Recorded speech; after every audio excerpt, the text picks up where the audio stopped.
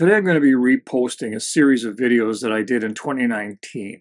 In 2018, the makerspace craze hit our town, and I was asked to help them set up a blacksmithing program so they could teach classes in addition to the laser cutting and 3D printing. It was kind of an odd combination, but it actually worked out quite well. The classes were really popular. Unfortunately, the funding ran out, I guess, for maker spaces, and they just couldn't survive. But this equipment is all still being used. At the same time, I was asked by a local group to develop a blacksmithing program on their site. So even though the makerspace closed, I'm still teaching blacksmithing at another site. It's been about 6 years now, and I'm here to give you an update as well as refresh your memory about how I made all of this stuff. So that's what I have for you today, and I hope it helps you out.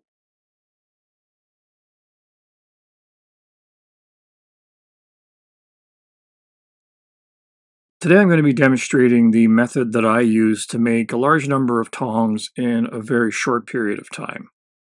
The real time saver in this is welding two different bar stocks together to make the tong blanks that I need. Traditionally, that would have been done by forge welding, but I just used a stick welder just so I could line everything up and put it all together quickly.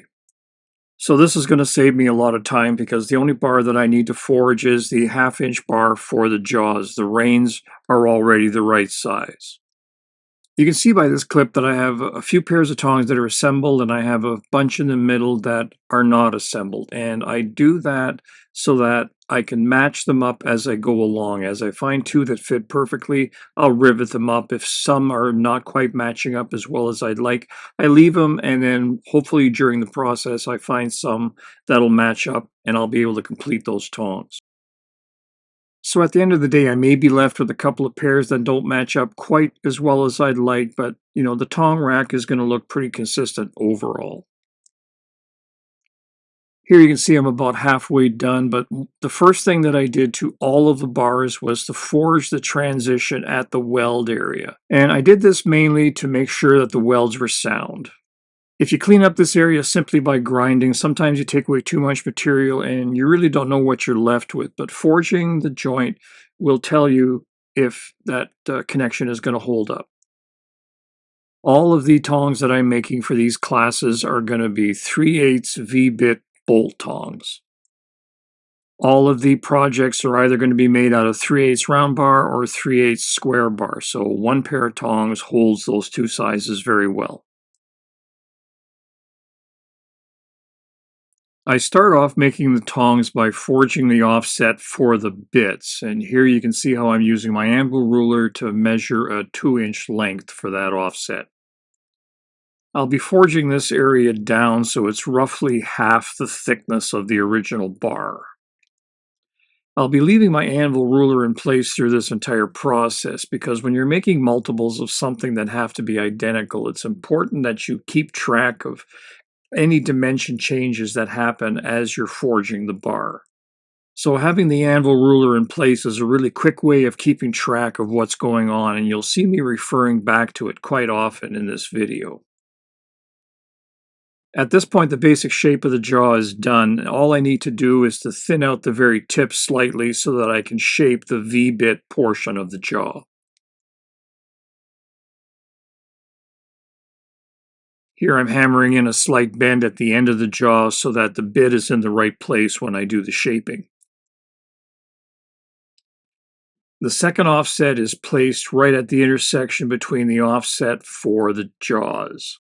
I've turned the bar 90-degree counterclockwise and it's set at a slight angle to the anvil.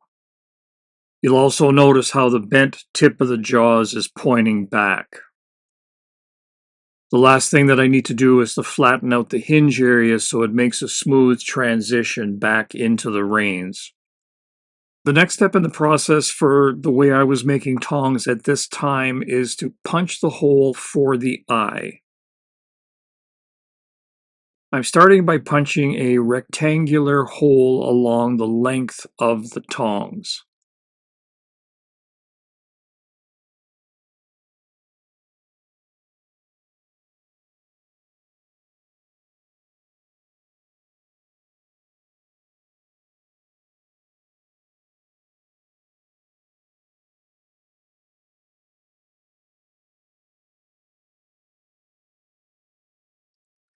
Next, I'm going to use a round punch to drift that hole to the size that I need for the rivet. This method allows me to use a lot less material in the hinge area, and you'll see how that works in a moment.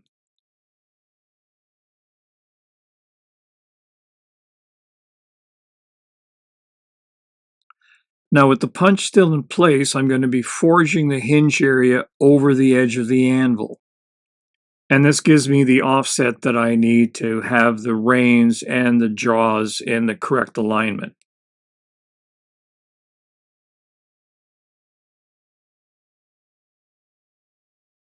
Bolt tongs are made with a curved jaw that starts at the hinge and ends at the actual bits that hold the work. You can forge this freehand over a horn if you want, but if you can set up some kind of a bender, it will really improve the consistency of your tongs.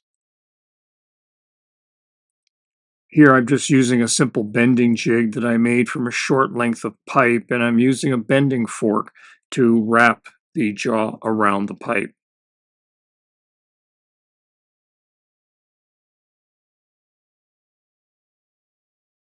In order to shape the jaws, you will need some form of swage to support the jaw while you're shaping it. Here I'm using an actual V swage to shape the bar, but if you don't have one, you can get by with the open jaws of your vise, the step of your anvil, a heavy piece of angle iron, even a heavy round bar bent in half will support the jaws enough to hammer in that V shape. It all gets refined with the final fitting anyway, so as long as you have some initial shape, you'll be able to use the actual bar stock to finish the shaping. And of course, you'll need to do this all again one more time to get the second half of the pair of tongs. Finally, I'm ready to assemble the tongs, and you can see that I'm using a straight bar as the rivet.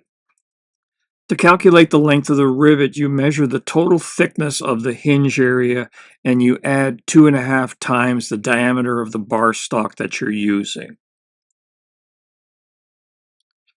I start by heating up one end of the bar only, and I start forging it into a small rivet head that's just large enough to keep it positioned in the tongs. Now I have the other side of the rivet hot, and I'm doing the same thing. I'm just forging it enough to keep it locked into the pair of tongs. Now I've placed the rivet over the pritchel hole, and I'm hammering on the one side to center the rivet in the tongs.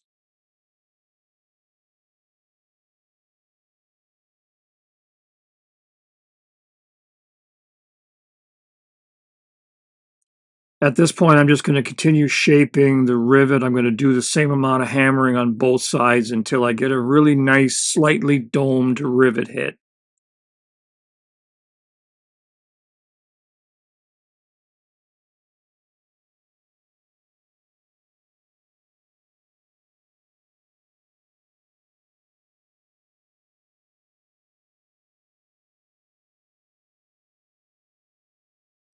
I do all the final shaping to the jaws and the handles while the tongs are still locked together with the rivet.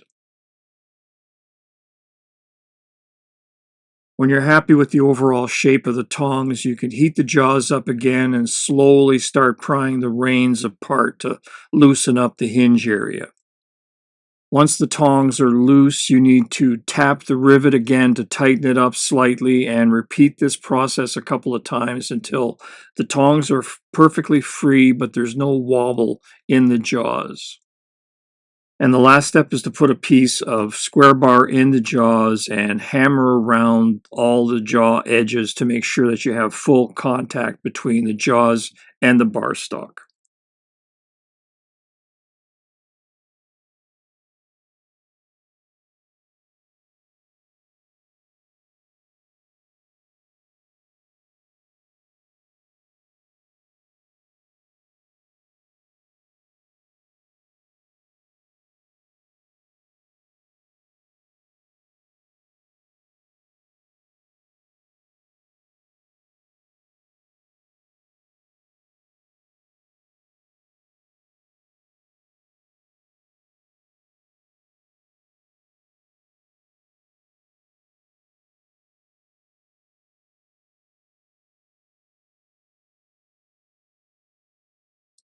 In this video, I'll be showing you how we put together the portable forges that we used in our classes. The forge pan and fire pot are all made out of 1/8" plate, and to save some time, we had a local machine shop cut everything out for us.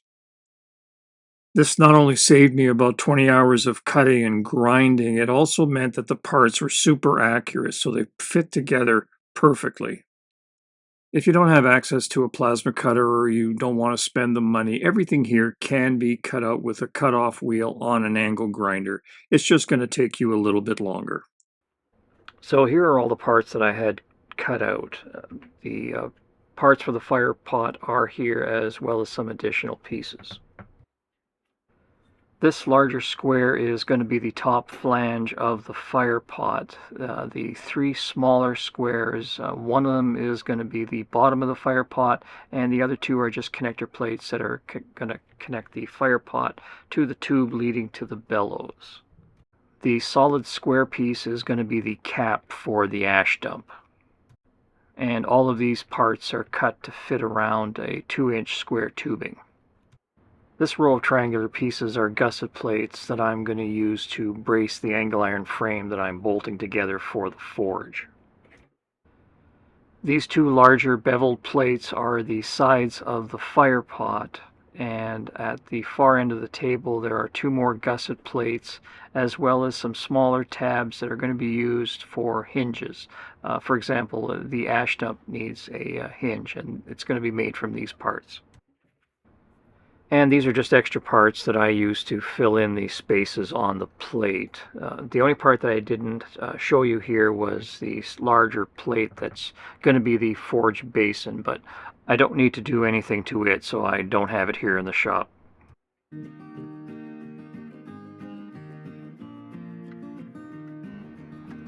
then once you have all the pieces together, it's just a matter of welding everything in place.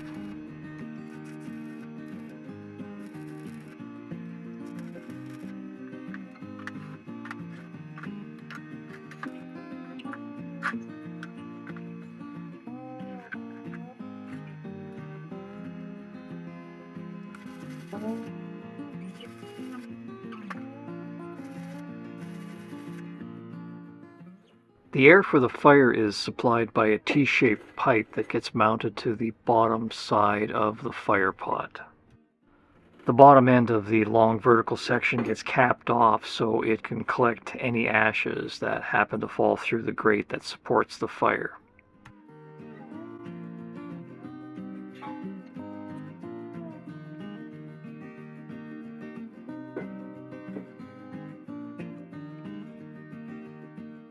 The pipe from the bellows gets connected here, and I have this uphill section to make sure that there is no way that any hot ashes can work their way back into the bellows.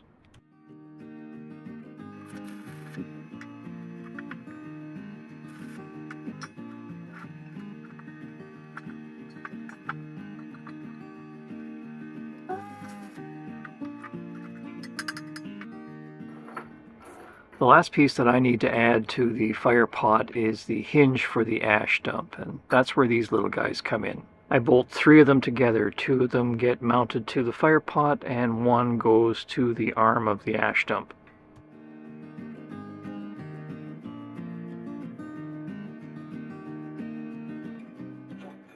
This square plate is the cap that seals off the bottom of the ash dump, and the arm that gets connected to this plate is mounted to the underside. So I have to make sure that the bottom edge of the hinge plate lines up perfectly with the bottom edge of this cap.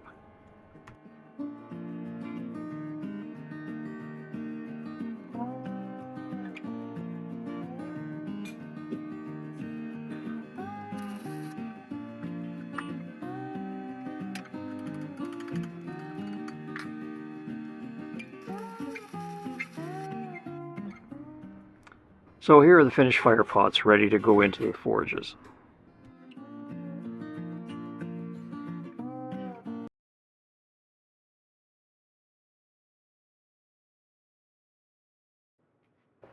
In my first video on how to design a blacksmith's forge, I brought out this model to illustrate the size difference between a typical fire that was held in a conventional fire pot that was available up until about the 1950s and your typical brake drum forge. Since then, I've been getting a lot of questions about the size of this model and how to put it together and that sort of thing. So in this video I've decided to just walk you through the whole process, and hopefully that'll answer any questions you may have. As you can see, the fire pot is funnel shaped and the front and back panels are 8 inches across the top and the side panels are 10 inches across the top. And the overall depth is approximately 5 inches. And all 4 sides slope down to a 4-inch square opening at the base. The first thing you need to do to figure out the pattern for this model is to draw a full-size pattern of the front and side views of the firebox. The vertical line that I've drawn on the cardboard is the center line that I'm going to use for both views. And at 90 degrees to that line, I'm going to draw the top edge of the fire pot. I'm only going to be drawing half of the fire pot because that's going to give me all the information that I'm going to need to figure out the lengths of the sides. The 2 marks that I've drawn are the top corners of the front and the side panels. Now I'm going to measure in the overall height for the fire pot. So this line is where the base of the fire pot sits. Since the base of the fire pot is a 4-inch square, I only need to draw a 2-inch mark here to define the base. Now that I have these points laid out, I can draw in the lines that represent the angled sides of the fire pot. Since I'm only after one measurement from each one of these layouts, I can easily overlap them without causing any confusion. So just to be clear, what I have drawn on the cardboard is the end view of the fire pot, and the sloping line that's resting up against my drafting square is the length of the side panel, not the end panel. And the same is true for the sloping line that represents the side view of the fire pot. So the line that I've just drawn is the actual length of the end panels, even though it's found on the drawing for the side panels. So again, when I build the actual patterns, the overall length that I'm going to be looking for the side patterns is going to be found on the end view, and the overall length for the pattern for the end panels is going to be found on the side view.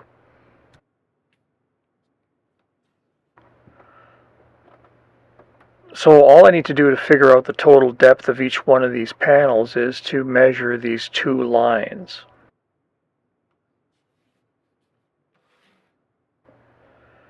So now I'm ready to start drawing out the actual patterns. I've drawn in the center line and the top edge of the pattern. Now I need to add in the overall depth of the pattern piece. And this is the end panel, so I'm going to be measuring the longer line from the side view to get the overall depth of that pattern piece. And the length of that line is 5 7/8. So that's where I'm going to be locating the base of this pattern piece. And the end panel is 8 inches across the top, so I'm going to be laying in a 4-inch mark to define the top corner of that panel.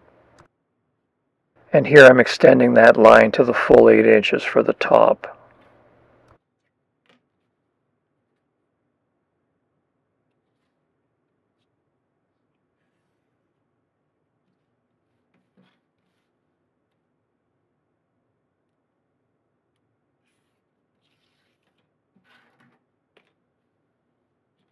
And again, the base of the pattern piece is 4 inches across.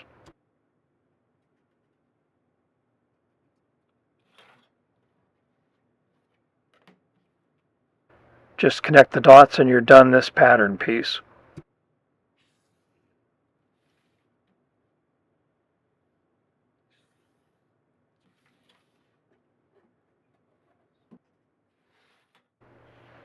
And it's exactly the same process for the side panels.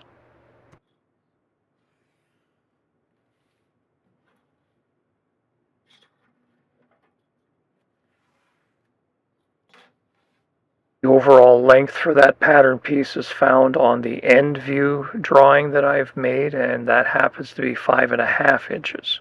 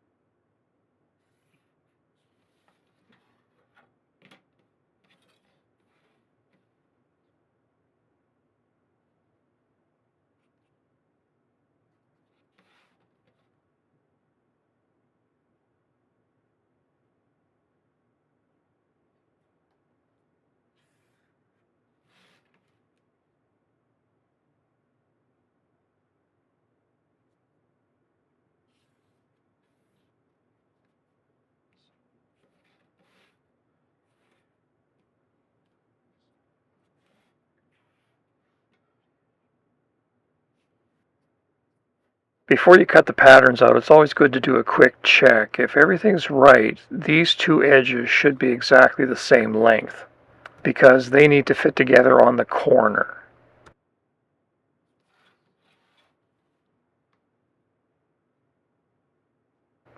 And as it turns out, they're not the same length, so I've got to figure out where I screwed up.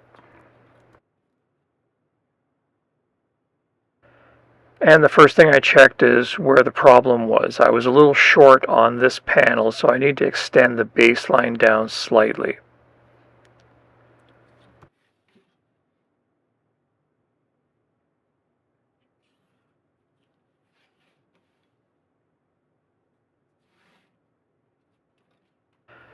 Now that I've redrawn the line, I'm going to double check everything and make sure that it all adds up.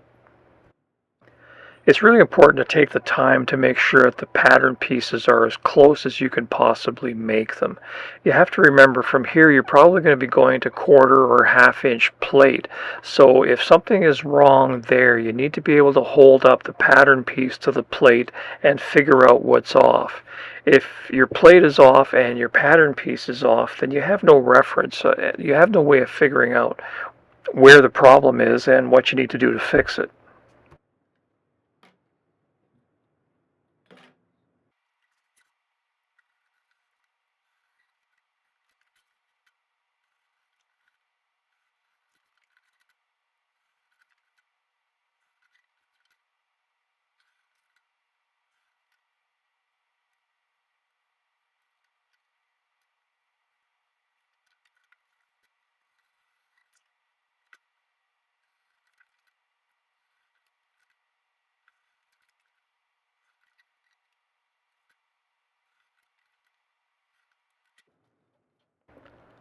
And here are all the pattern pieces assembled into the mock-up for the fire pot. Again, this is just for the shape of the fire pot that I'm using, which is a Buffalo Forge fire pot that was probably available until the late 1950s or so.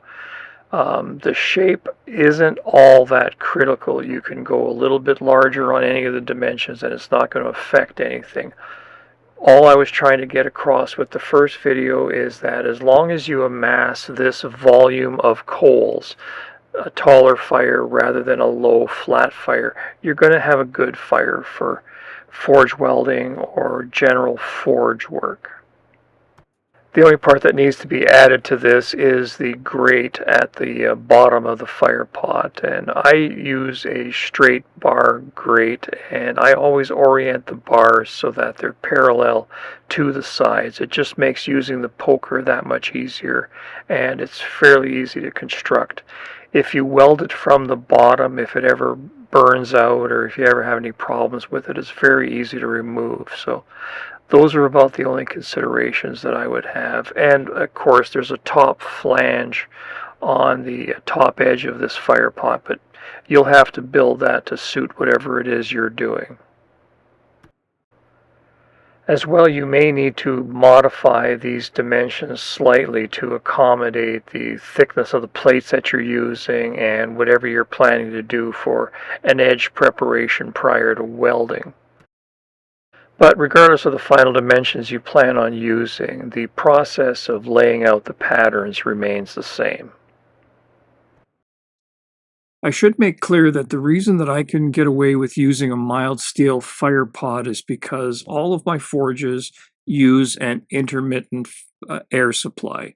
My forge uses a hand crank blower. These forges use bellows. So the only time the forge is hot is when it's heating up the metal. When I'm at the anvil, it's cooling off. If I switched over to an electric fan that supplied a continuous air supply to the fire pot, it would get hot enough to start scaling away. So the fire pot would deteriorate very quickly at that point.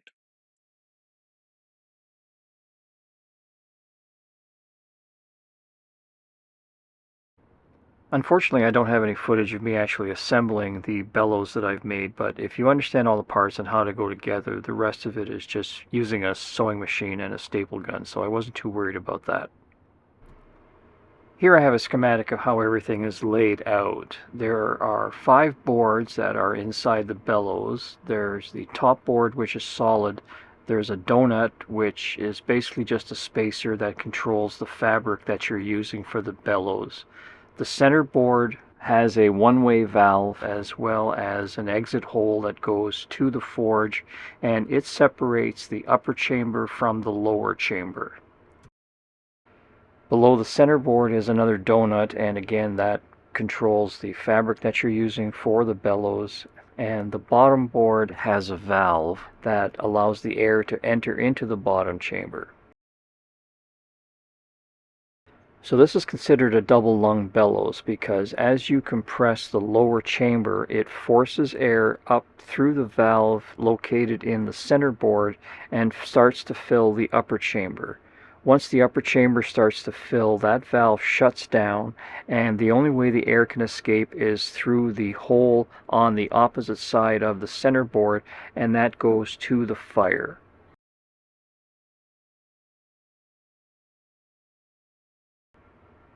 This is a mock-up that I made to show how the center board is actually assembled. The black square on the top that looks like it's been cut out of a rubber floor mat is actually the valve, and it is cut out from a rubber floor mat. This is an experiment that I tried this year because I wanted to teach classes on how to build bellows with readily accessible materials, and around here leather is kind of hard to get and it's expensive. So I decided to experiment with the rubber floor mat. It doesn't seal quite as tightly as the leather does, but it does a pretty good job. And it's certainly a cheap and readily accessible material. I did replace these valves a couple of years later when I worked out that I was able to get enough leather for all of the bellows out of one split cowhide leather shop apron that's available in any hardware store. And that change really improved the efficiency of the bellows. So these little guys are now real good working bellows for a forge. For the outside of the bellows, we couldn't afford to use leather for that, so I used a heavy-duty waterproof canvas tarp that had a really tight weave and was 100% airtight, and that has held up really well over the years. On each side of the center board I have a wooden block, and they have a hole drilled in them, and that's for the rod that's going to support the bellows in the forge frame. And the support rod is one solid piece that goes right through the bellows and sticks out both sides. On the side opposite the valves, I have the exit hole for the bellows. I have a block glued in place there, and the large drill hole connects to the drill hole that I have coming into the face of the center board. And that provides the air passage from the upper chamber into the tube that leads to the fire. That wooden block is also how I'm going to be mounting the air pipe to the bellows. I have 4 screws sticking out of the face of the center board, and they act as spacers because when the bellows isn't in use, the upper chamber collapses and sits on the center board. So those screws make sure that the donut doesn't shut down the valve or the exit hole. So when you start pumping the bellows, there's some room there for the valve to open and start filling the upper chamber. If you didn't have that air gap, the weight of the wood from the upper chamber would be enough to seal the valve shut and prevent it from operating. So that's basically it. The bottom board is just a solid plywood sheet with the valve set in. There's nothing else that you need because when the bellows is at rest, the bottom chamber is fully extended. There's nothing that could prevent the valve from operating. So to assemble the bellows, you just get all the separate boards ready, and then you sew up a canvas sleeve that these boards fit into, and then you just slide them in place and staple the fabric to the individual boards. The forge itself is basically just an angle iron frame that's set on some casters so we can roll it around. Everything's bolted together, so if we need to make any modifications or want to dismantle these forges, we can just do that very easily.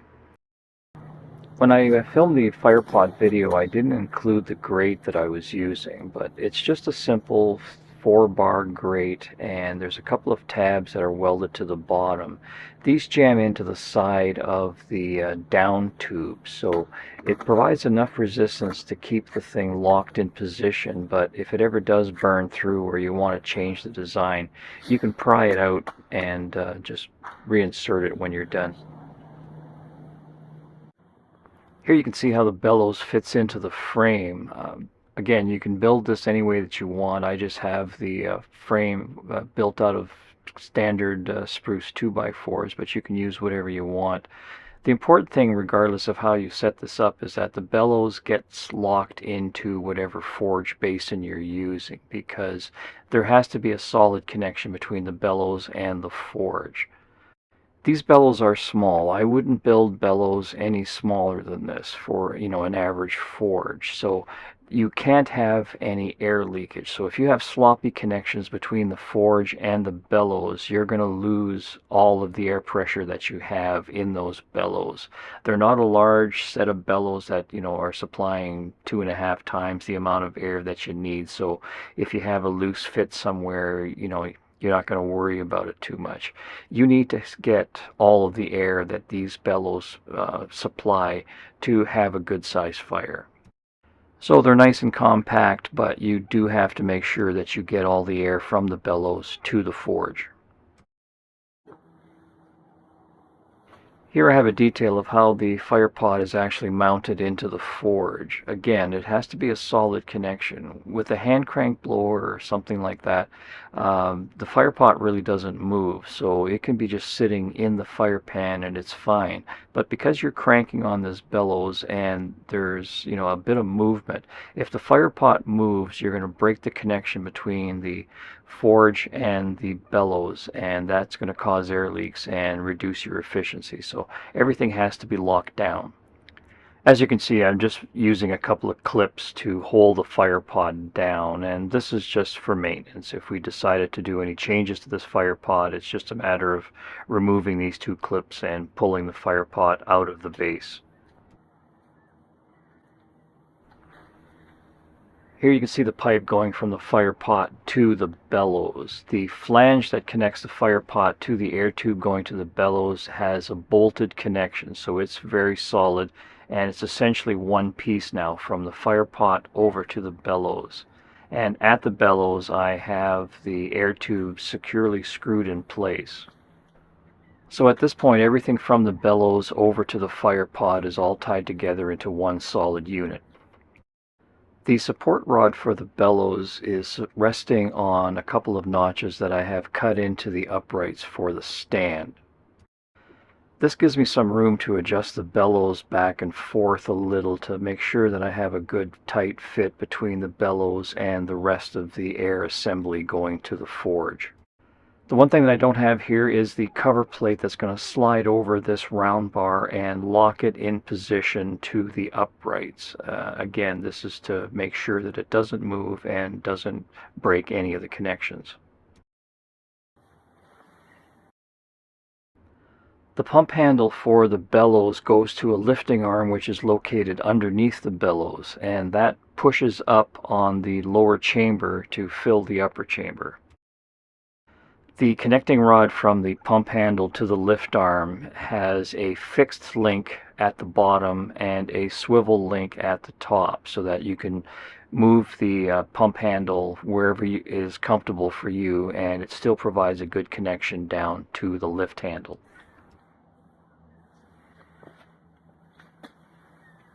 The lift handle is part of a double arm system that provides a parallel motion to the bracket that is secured to the bottom board of the bellows. So as you pump the bellows, that bracket is being lifted in a straight line up and down. That's how these circular bellows can get around the hinge mechanism that's usually found on a standard bellows. So these are the forges when they were new in 2019, and as I mentioned, every summer since then, I've been hauling these out and teaching classes at another site. And during that time, each of these forges probably received 200 to 300 hours of use, and the only thing that's really showing its age are the bellows. The fabric is starting to wear a little thin, and last year I did need to replace the fabric. But overall, I'm really impressed with how well this design has held up.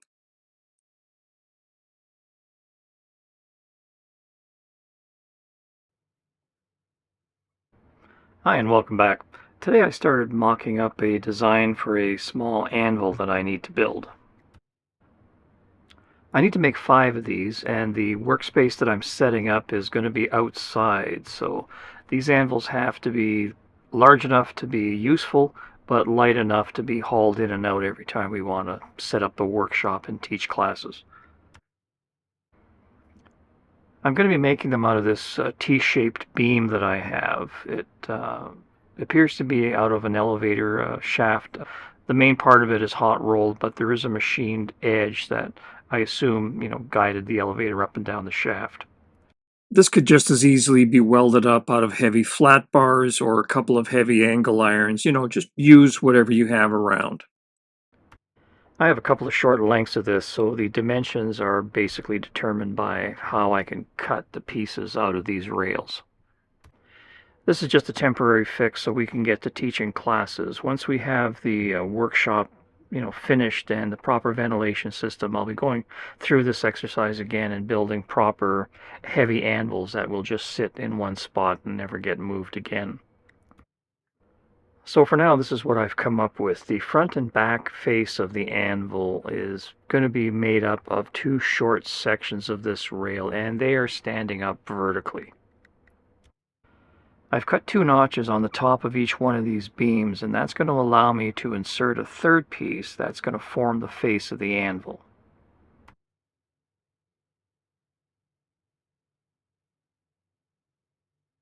You can see how this arrangement has allowed me to take a pretty simple approach to making the hardy hole. I was able to saw in the 2 sides, and then I just drilled out the material between those 2 lines, and I was able to knock out that slug. The notch is wide enough to fit around my grinding wheel on my bench grinder, so I use that to smooth out the base of the notch. And of course the Pritchell hole is just drilled out.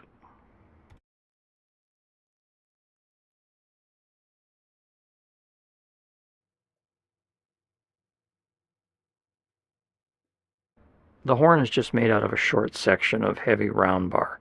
I've cut it at an angle just to make the forging a little bit easier. This is just a small working horn that's going to allow you to shape small projects like hooks and keychains and that sort of thing. I'll be reinforcing the 2 working edges of the anvil by welding in a heavy section of flat bar that's going to run the entire length of the anvil.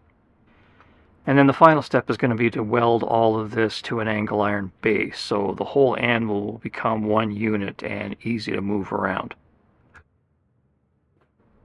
The horn here is being supported by a magnet. That's not part of the anvil. So I've estimated that the total unit is going to weigh well over 100 pounds. So that's going to make it very usable, but again, very light to move around.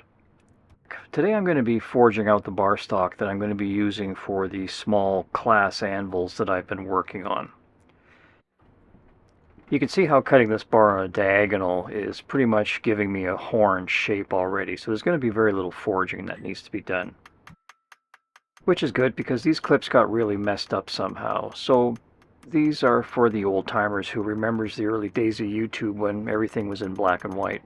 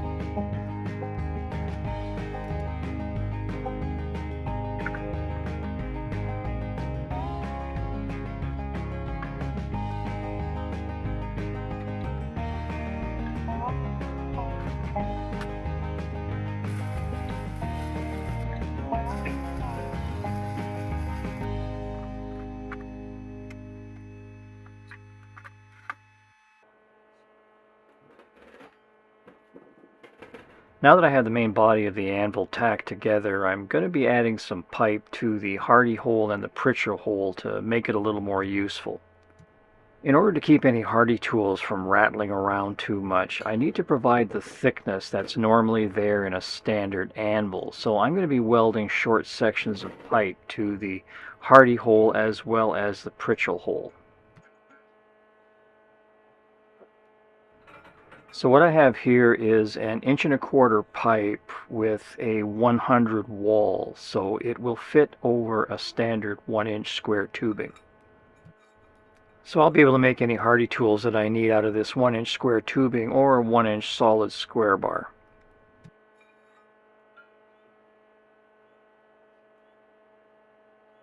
And I'm going to be doing the same thing with the pritchel hole so that I can set up a hold fast there if I want to.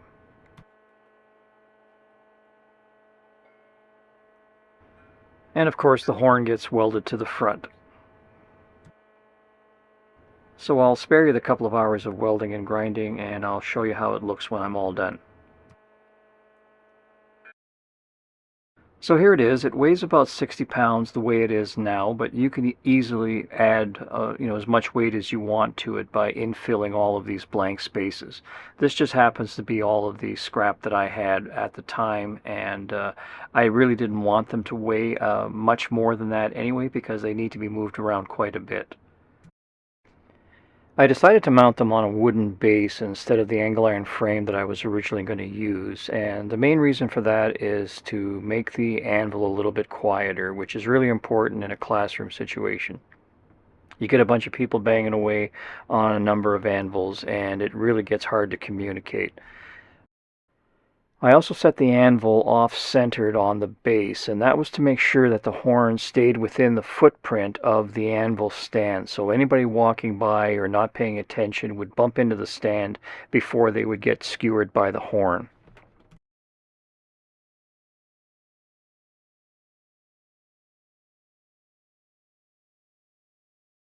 You can see here how I welded in the front and back face of the anvil. That's just a heavy piece of flat bar, and it's just to give you a hammering surface, as you're working around the edge of the anvil.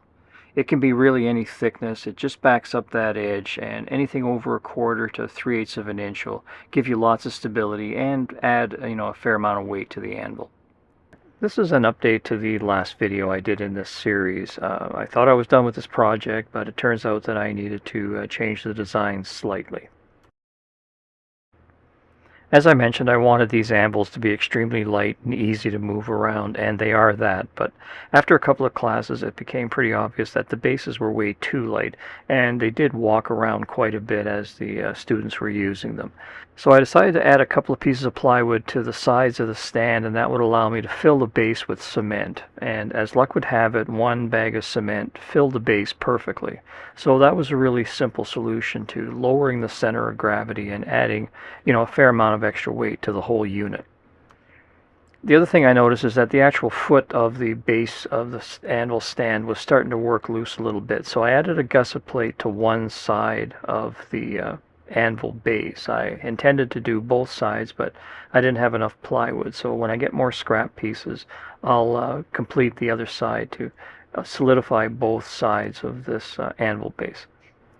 That extra mass really lowered the center of gravity and gave me the stability that I needed for these anvils. And since I've made these modifications, we've had a few more classes and had quite a few students run through the program. So these anvil bases and the anvils themselves are rock solid. They're a very nice little unit. They probably weigh no more than 120 pounds, but it's a good little unit, very nice system, and just made out of scrap.